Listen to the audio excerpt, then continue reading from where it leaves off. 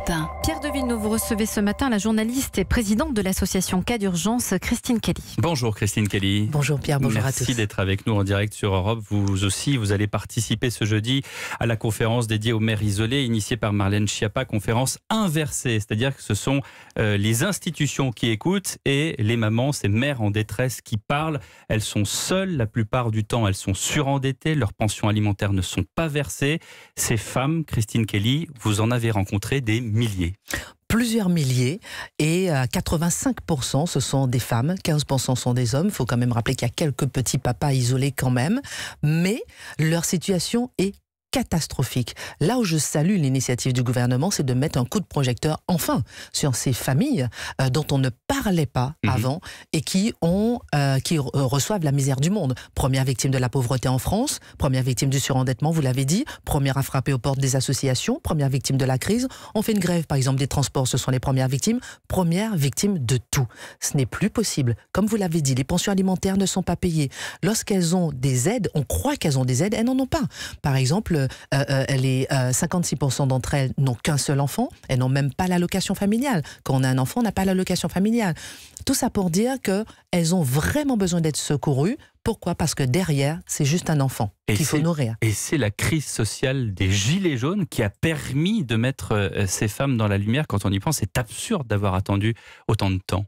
Oui, parce que justement, elles souffraient en silence, elles n'arrivaient pas à parler, elles étaient tellement occupées, ces familles, à nourrir leurs enfants, à chercher un emploi. Ce sont les plus actives sur le marché de l'emploi, contrairement aux clichés. Elles n'arrivaient pas à crier au secours, tellement elles étaient préoccupées à rester dignes face à leurs enfants et à aller chercher à manger. Et heureusement, les gilets jaunes ont permis l'émergence de leur situation. Alors, on va écouter une de ces mamans qui est gilet jaune aussi. Elle s'appelle Emma. En décembre, elle avait bouleversé les auditeurs d'Europe 1. Mère isolée, gilet jaune. François Coulon l'avait alors rencontrée sur un rond-point à Lorient.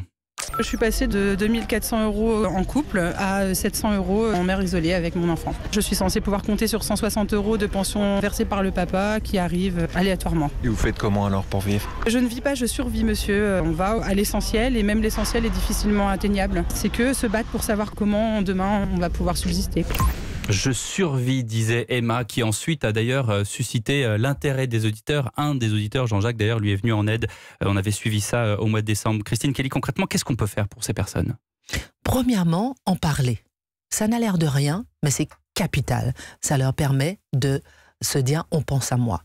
Deuxièmement, s'arrêter vraiment sur leur cas, c'est-à-dire ne pas dire elles existent et alors enlever les clichés, mais aussi enlever les clichés parce que souvent on a des clichés par rapport à ces familles, mais aussi trouver des solutions. Par exemple, les pensions alimentaires qui ne sont pas versées. Lorsqu'on dépasse la vitesse de 10, 20, 30, 50 km/h, on vous fait arrêter votre voiture, vous avez des amendes, etc. Lorsque les pensions alimentaires ne sont pas payées, ce sont des jugements qui ne sont pas exécuter. Ce n'est pas normal. On devrait pouvoir immédiatement exécuter ce jugement. Qu'est-ce qu'on fait alors du coup pour cette question particulière ? Alors pour cette question, je vais vous faire une petite annonce. Le 3 avril, j'emmène des familles monoparentales rencontrer Brigitte Macron.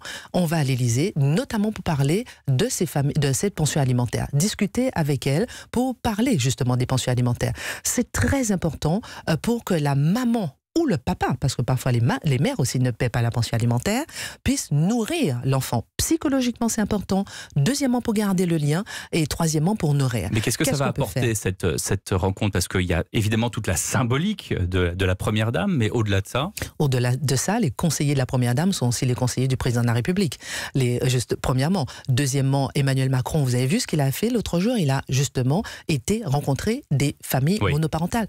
C'est exceptionnel. Ça, c'est mon combat. Depuis 9 ans, faire que les pouvoirs publics puissent s'arrêter sur ces familles, les écouter et ensuite prendre des décisions après les avoir écoutées. C'est très facile de prendre des décisions en l'air, mais il faut les écouter, savoir ce dont elles ont besoin et à trouver des solutions. Sur les pensions alimentaires non payées, au-delà de ce que vous dites et au sommet des institutions, vous organisez aussi des speed dating avec des huissiers. Exactement, parce que les huissiers de justice, on ne le sait pas, peuvent gratuitement récupérer les pensions alimentaires. Quand je vous disais, quand vous me demandiez tout à l'heure ce qu'on peut faire, parler des familles monoparentales, mais aussi informer les familles monoparentales. Ça aide peut-être dans 50% des cas, l'information, leur dire que vous pouvez aller frapper à la porte d'un huissier de justice pour gratuitement récupérer la pension alimentaire. Et qu'est-ce qui se passe alors concrètement? L'huissier vient, il constate L'huissier vient, il prélève directement à la source la pension alimentaire. Ça fait partie des propositions aussi des familles que j'avais réunies à l'Assemblée nationale qui avaient demandé le prélèvement à la source des pensions alimentaires, mais qui demandent aussi l'allocation au premier enfant, qui demandent aussi les horaires décalés dans les crèches pour qu'ils puissent justement avoir la possibilité d'aller travailler. Ça, c'est les solutions pour le mode de garde. Il y a des solutions pour le logement aussi? Oui, alors les familles monoparentales, lorsque je les avais réunies à l'Assemblée le 13 février, ont demandé d'être prioritaires au logement. C'était la première des propositions. Pourquoi? Je vous prends un exemple d'un mail que j'ai reçu avant-hier, et j'en ai beaucoup comme ça, d'une mère, 3 enfants en bas âge, s'est séparée de son conjoint pour des infidélités. C'est son conjoint qui lui a dit que c'est fini, sors de la maison. Et maintenant, elle est chez des amis. Elle est chez des amis, les amis ne peuvent pas la garder bien longtemps. Elle me dit, mais je vais où? Ben oui. Et qu'est-ce que je lui réponds? Je lui dis, je ne peux rien faire. Donc voilà des cas où il faut absolument trouver des solutions pour ces familles. On ne peut pas laisser une femme, 3 enfants en bas âge dans la rue. On ne peut pas laisser une femme en 2019 être expulsée de son logement. À plusieurs reprises, je suis venue en aide à des femmes expulsées en plein Paris. Vous avez fait ces propositions à François Hollande. 10 propositions, c'était il y a quelques années. Vous regrettez Il y a 6 ans. Vous regrettez qu'il ne s'est rien passé? Pas du tout. En fait, j'agis et j'agite.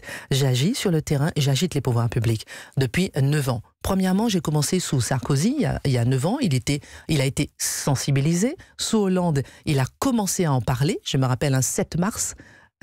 On est à 7 mars, oui, il avait bien parlé pour la première fois justement des familles monoparentales, et de ce rapport dont vous parlez que je lui avais fait, et sous Emmanuel Macron, j'espère avoir des solutions concrètes. www.k de la lettre K hein, comme Kléber, d'urgence au pluriel.org, c'est votre site internet. Christine Kelly, merci beaucoup. Et donc rendez-vous le 3 avril à l'Élysée, c'est ça? Ah ben rendez-vous le 3 avril à l'Élysée avec Brigitte Macron qui recevra des familles monoparentales, mais comme je l'ai dit tout à l'heure, j'agis sur tous les points, pas uniquement qu'avec Brigitte Macron, avec ses conseillers, avec tous les politiques. Et c'est une annonce sur Europe 1. Merci beaucoup Christine Kelly.